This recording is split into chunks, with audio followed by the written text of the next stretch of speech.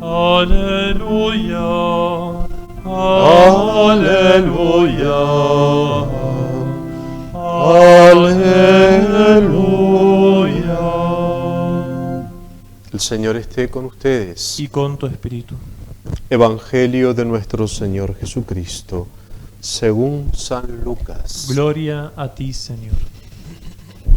El primer día de la semana, 2 de los discípulos iban a un pequeño pueblo llamado Emaús, situado a unos 10 kilómetros de Jerusalén.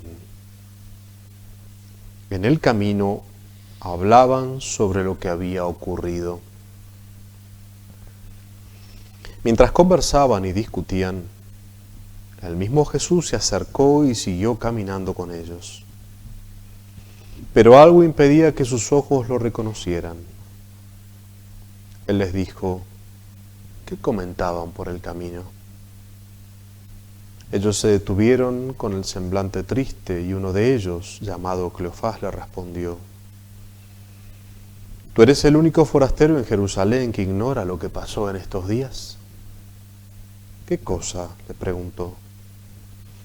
Ellos respondieron: lo referente a Jesús, el Nazareno, que fue un profeta poderoso en obras y en palabras delante de Dios y de todo el pueblo.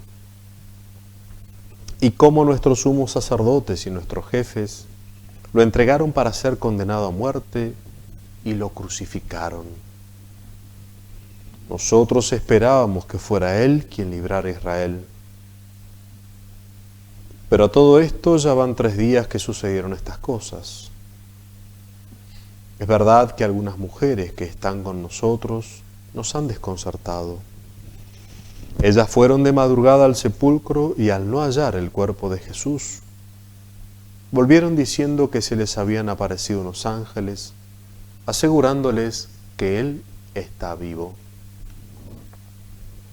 Algunos de los nuestros fueron al sepulcro y encontraron todo como las mujeres habían dicho, pero a Él no lo vieron. Jesús les dijo: hombres duros de entendimiento, ¿cómo les cuesta creer todo lo que anunciaron los profetas? ¿No era necesario que el Mesías soportara esos sufrimientos para entrar en su gloria? Y comenzando por Moisés y continuando con todos los profetas, les interpretó en todas las Escrituras lo que se refería a Él. Cuando llegaron cerca del pueblo a donde iban, Jesús hizo ademán de seguir adelante, pero ellos le insistieron: quédate con nosotros, porque ya es tarde y el día se acaba. Él entró y se quedó con ellos, y estando a la mesa tomó el pan y pronunció la bendición. Luego lo partió y se lo dio. Entonces los ojos de los discípulos se abrieron y lo reconocieron, pero Él había desaparecido de su vista.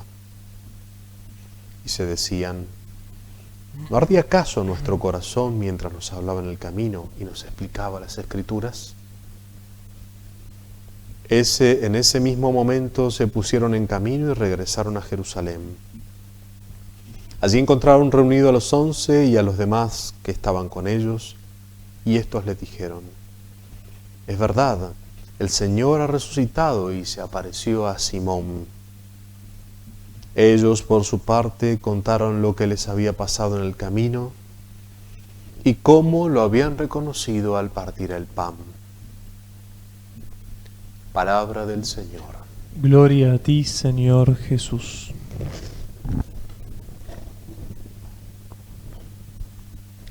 El primer día de la semana, es decir, el domingo, cuando se produjo el hecho salvífico para nosotros los cristianos de la resurrección de Jesús, el mismo Señor fue apareciendo en distintos momentos de ese día a distintas personas.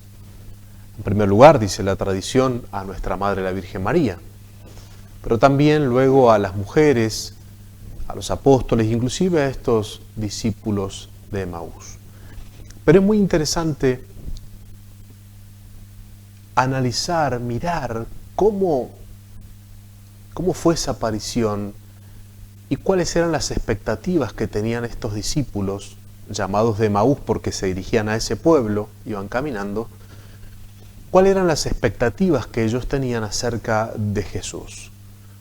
Es decir, analizar su situación, porque la situación de estos discípulos muchas veces es semejante a la nuestra. Somos muy parecidos a ellos, como también a los apóstoles. Cuenta el Evangelio que estos hombres se dirigían de Jerusalén a Emaús, iban caminando como era en esa época, como era común en esa época, y en el camino iban hablando entre ellos sobre lo que había sucedido en Jerusalén. Para ellos la muerte de Jesús era un desconcierto absoluto. No alcanzaban a entender, no podían comprender cómo este hombre que ellos seguramente habían visto hacer milagros, habían escuchado su predicación, veían lo que significaba la persona de Jesús, la atracción que producía Jesús en ellos.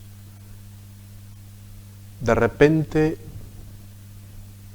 muere del modo en que Jesús muere, y esto fue un desconcierto absoluto para muchos, para los apóstoles y para estos también discípulos de Emaús y muchos de los que seguían a Jesús. Un gran desconcierto. No entendían. Y no entendían porque Jesús, a pesar de haberles anunciado que Él tenía que hacer, tenía que ir a Jerusalén, tenía que padecer, tenía que morir, que iba a resucitar, eso lo había anunciado varias veces Jesús. A pesar de eso, ellos tenían como un concepto equivocado de lo que significaba el mesianismo de Cristo.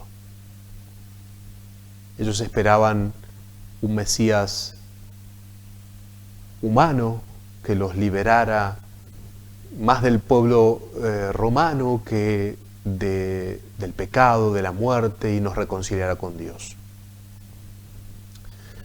Y esto que le pasó a estos hombres, me detengo aquí porque muchas veces sin querer es el concepto también que nosotros tenemos de Dios y de Cristo.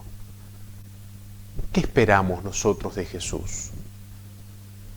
Y a veces nos traiciona también nuestra naturaleza humana y solamente esperamos de Jesús cosas humanas. Y entonces, cuando aparecen en nuestra vida esas situaciones que nosotros no esperábamos de Dios, de repente se produce esa confusión que tenían los mismos discípulos de Emaús en nuestra propia vida. Es decir, muchas veces queremos que Dios haga nuestra voluntad y que por seguir a Jesús o siguiendo a Jesús, eso nos va a liberar del camino de la cruz para la resurrección. Y eso es un error. Es un error pensar y esperar solamente en el aspecto humano de Jesús. Es verdad que Jesús y que Dios está con nosotros, que Dios hará todo lo posible para que seamos los más felices que podamos aquí en la tierra, pero el dolor, el sufrimiento, eso es parte de nuestra vida y eso tendrá que venir. Cuando nosotros tenemos un concepto equivocado acerca del mesianismo de Jesús, como le pasaba a estos hombres, esperando solamente que porque estoy cerca de Dios, entonces a mí no me tiene que pasar nada. Mis hijos no tienen que enfermarse, mi familia no puede tener ningún problema. Cuando pensamos así, nos está pasando lo de los discípulos de Emaús. De repente, cuando la situación cambia, nos sentimos desilusionados por Dios o por Jesús, como estos hombres. Sin embargo, Jesús se acerca y camina con ellos. Dice el Evangelio que comienza a entablar un diálogo, a preguntarles, bueno, ¿de qué están hablando? Y estos hombres justamente expresan cuál era su desánimo, su preocupación, su desilusión, porque todo esto estaba en el corazón y en el alma de estos hombres. Y entonces Jesús comienza a explicarles a ellos que esto era necesario. Comienza a explicarles con lo que los judíos más podían comprender, que es con la Sagrada Escritura y las profecías. Dice, les interpretó, partiendo desde Moisés, que esto era necesario que así ocurriera. Y quizás a nosotros nos pase lo mismo.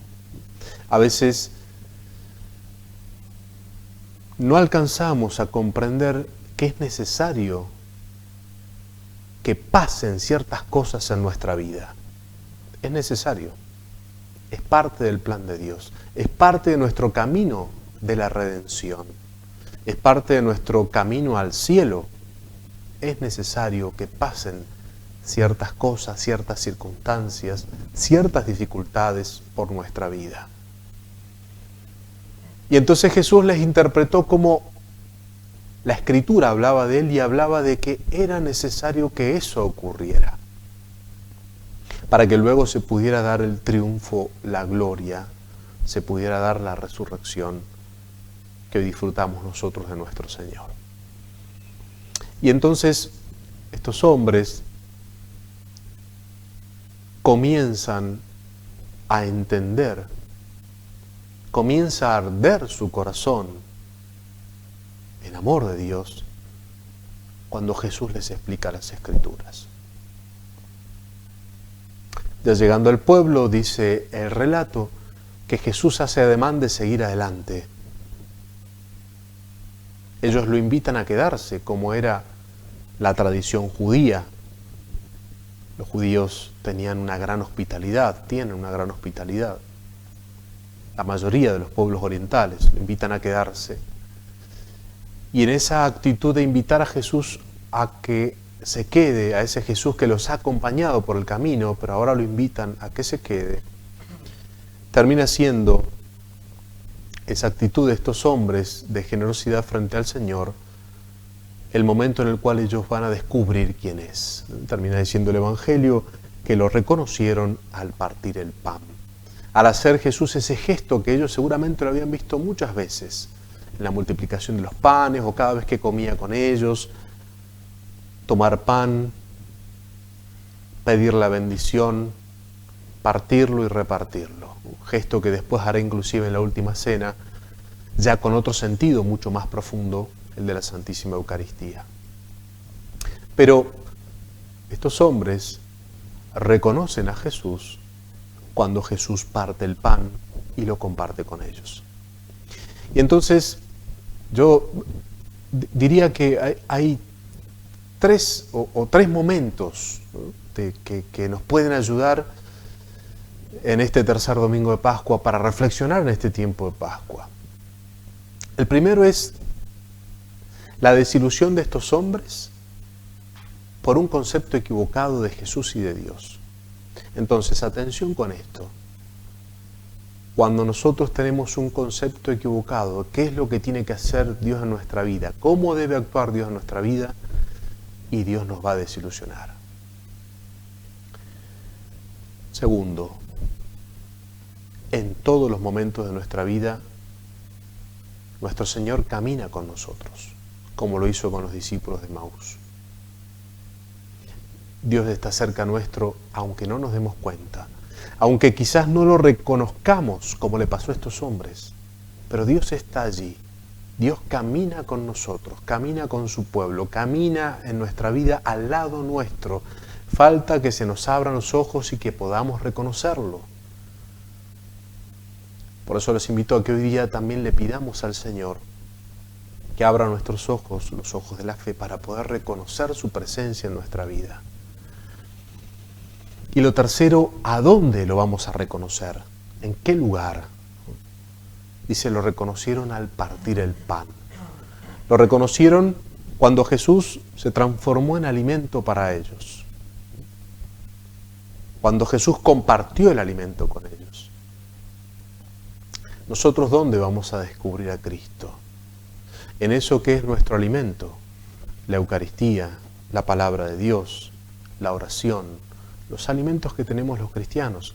Por eso también la Pascua es una invitación a volver a alimentarnos de ese alimento nutritivo para nuestro bien, que es la palabra de Dios, que es la oración, que es la Eucaristía, tener el deseo de recibir al Señor en la Eucaristía. Allí vamos a reconocer a Jesús. Lo reconocieron al partir el pan. Que el Señor entonces nos conceda la gracia de tener un verdadero concepto de quién es Dios, de ese Dios que nos acompaña en nuestra vida y de ese Dios que lo vamos a reconocer cuando nos acerquemos a su palabra, a la Eucaristía, a la oración, a esos alimentos que Él nos ha dejado para nuestra vida. Ave María Purísima, sin pecado concebida.